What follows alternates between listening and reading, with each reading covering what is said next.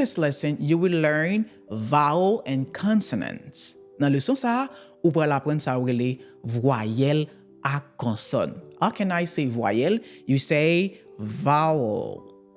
Consonne, you say consonant.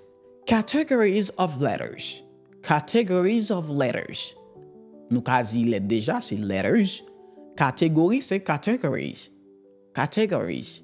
Categories of letters. Category letters. As I said, we have vowels and we have consonant. In English, A is a vowel. The second one is E.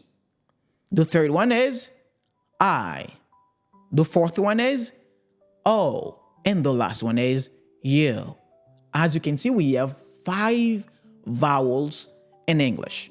How many vowels do we have in English? We have 5 vowels. Nous gagnons 5 voyelles. What are the vowels? The vowels are A, E, I, O, U. A, E, I, O, U. Ça y est, c'est voyelles. These are the vowels. And then after that, we have consonants. Okay, B, C, D, F, G, etc. Dès pas dans catégorie lettres ça yo, tout reste qui vient c'est consonne. À condition que seulement nous gain Y là qui c'est demi voyelle avec demi consonne. Half vowel and half consonant. Okay? Next. Is the letter Y a vowel or a consonant? Comme fait que dit là, as I have just said to you, the letter Y is half vowel and half consonant. Lettre Y là c'est un demi consonne et demi voyelle. Mais ils sont souvent plus considérés comme consonnes. C'est ça qui fait que ils disent qu'il y a 21 consonnes. 21 consonants. OK? On dit dans 26 lettres là, il y a 5 voyelles, 5 vowels, and 21 consonants. Là, si on dit it's a consonant, son consonne. Il joue plus consonne. OK? It's a consonant.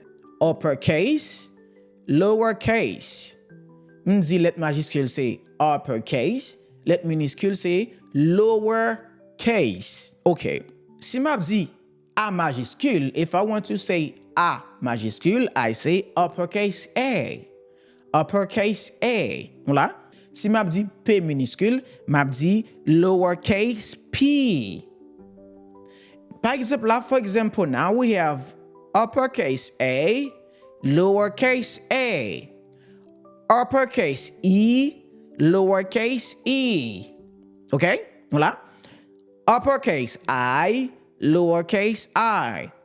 Uppercase O, lowercase O. Uppercase U, lowercase U. Are you ready? I have a question for you. Let's go. How many vowels are there in the English alphabet? Now, there are... Quoi voyelle?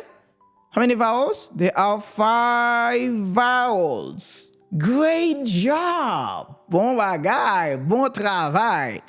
Nous allons faire cet exercice. Look at the word below. Gardez mot qui en bas. Below veut dire en bas. Look at veut dire regardez. Look at me. Gardez. Gardez mot. Word, nous déjà connaissons mot word qui c'est mot. Look at the word below. Gardez mot qui en bas. Can you identify? L'on dit identify, c'est identifier. Identifier. Identify. Can you identify the vowels? Est-ce qu'on peut identifier voyelles yo? And consonants and this word? Est-ce qu'on peut identifier voyelles à consonne qui gagne dans mot ça? The word is butterfly. Okay, what is B? B is a consonant. B, consonant. What is U? U is a vowel. What is T? T is a consonant. Now we have T again. It's another consonant. C'est un autre consonne. In English, en anglais, if you want to say double, le map dit double en anglais, moi dit c'est double. It is written the same way, but with different sound. Il écrit même genre en français, mais il y a un son différent. M'gen double en anglais, I say double. Double S, double T. What is E, class?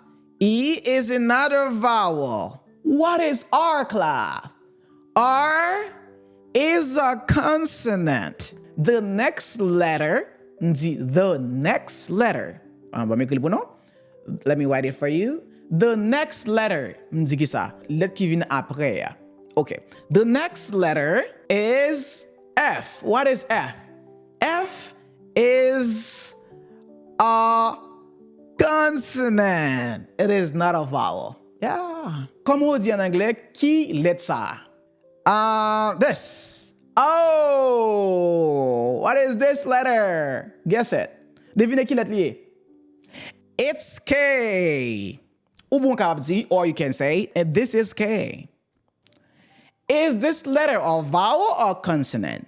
Oh, it's a consonant. Now, how about these? Yes, I. Pour me dire, est-ce que ça sont consonnes? Mais comment dire en anglais? Is this a consonant? Is this a consonant? Is the letter T a consonant? Yes, it is. Oui, lycée en consonne. On est capable de dire, yes, it is a consonant. Mais trois bagailles.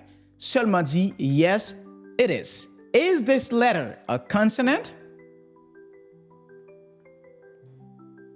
No, it is not. Kounya, nous pral regarder des images. You are going to look at two pictures and tell me what you see. Et dis-moi so ouais. Anale. What is this? Qui ça y est? Mene. Devinez parce que mot a li commencé, regarde l'image là, son réveil. It starts with the letter C. Li commence par la lettre C. Comment on dit réveil en anglais? Okay, it's a clock. Oh, clock. It's a clock. How about this one or that one? It's a car.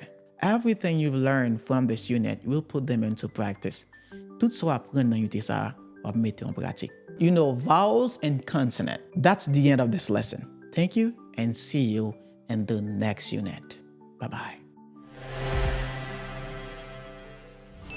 Okay.